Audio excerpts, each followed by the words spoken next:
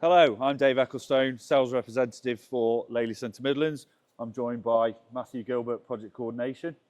We're here today at Whitehouse Farm Partnership in Derbyshire, where the Wood family, headed by Adam and Peter, are milking Montbeliard through two Lely A5 Next.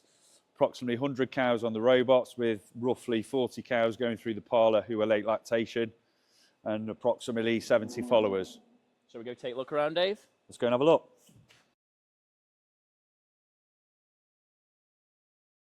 The initial inquiry from the Wood family came in early 2024, whereby they were looking to make the most of an RPA grant.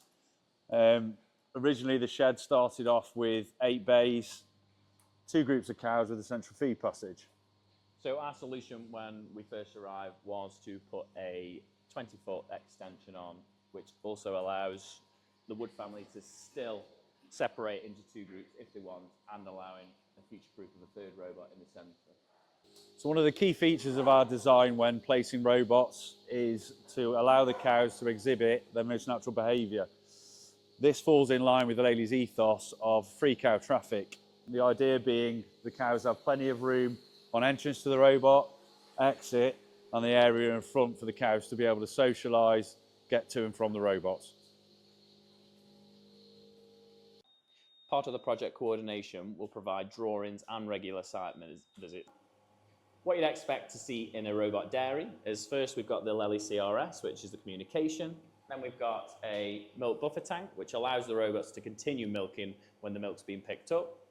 And then at the top there, we've got a Lely pre-cooler, which cools the milk before it goes into the tank. During the installation process, we'll work with third-party tank engineers to ensure that we supply the correct valve work, switches, to ensure a seamless collection of your milk. A key feature of Lely Centre Midlands is our support network. Prior to the installation, you will have a visit from our FMS, which is Farm Management Support, who will go through the process, including training of the cows, training of the farmer, and what to expect once the robots are started up. Alongside FMS, we've got a dedicated team of engineers that specialise in milking and cooling. This team will be on hand to support the farmer should there be an unlikely event of a breakdown. This is 24 hours a day, 365 days a year, including Christmas Day. In addition to the 2 Lely robots, we also have a Lely Discovery Collector C2. This ensures that we have cleaner beds, cleaner cows, higher welfare and hygiene.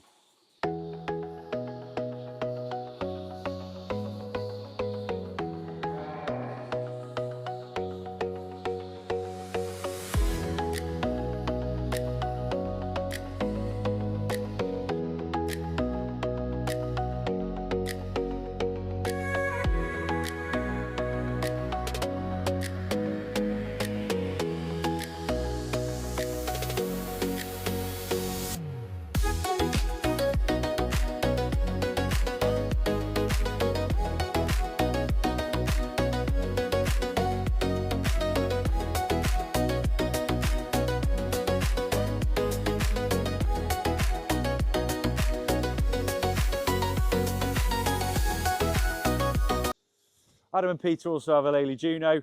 This is an automatic feed pusher which maximises feed intakes by encouraging the cows to visit the feed fence more often. So we're here with Adam now. Adam, what is it that made you look into robotic milking?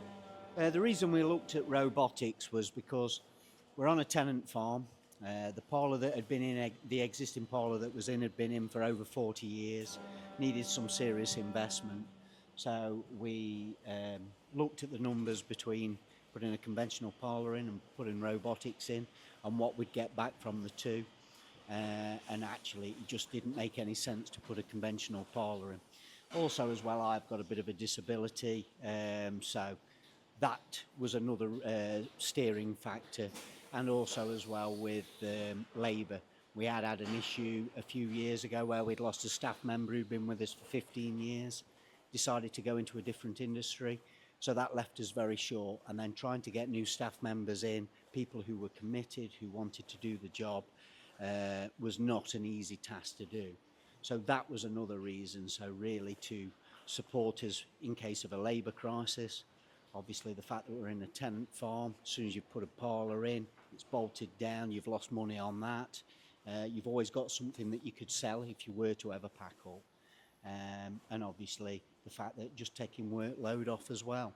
And pretty much the care of the cow, how the cow behaves in the robot seemed a far nicer environment rather than pushing them through a milking parlour. So what made you choose Lely? Well, we did look at a few different brands. We looked at the Forward and we looked at GEA. They both seemed quite good, but I think personally it was we liked the whole package. The fact that you got the muck scraper, the pusher, feed pusher, the Uno, and also as well the big thing was the backup, the service that came with it, the support. I've been outside of this industry for quite a while. I was in the motor vehicle industry, and I know for a fact how much every vehicle, every machine or robotics breaks down, and it's how it gets repaired, which is the most important, and that was one of the main factors that made us decide Lely. And so, deciding to go with Lely, what was the process from conventional milking to robotic like? People say it's hell, but I think what they actually really need to tell you is it really is hell. That first 2 to 3 weeks is a full-on commitment. I believe that we should have had a few more staff members. So what you've got to remember is you're teaching this cow a whole new thing. You're trying to break mentalities. It's hard work. It's very rewarding, without a doubt. And it's amazing. If you do it right, I think, or I believe that we did it right, because it was 2 weeks of not seeming to move forward. We were just pushing cows through. But then halfway through week 3, suddenly the cow suddenly clicked and they got it, and you're like, wow. So what's the transition like? Bloody hard, but very rewarding, and to see what you get afterwards and how the behaviours of the cows change in that period is well worth it. Well worth it. So we're now in coming up to February. You installed in November. What would you say now would be your biggest success in terms of the robots?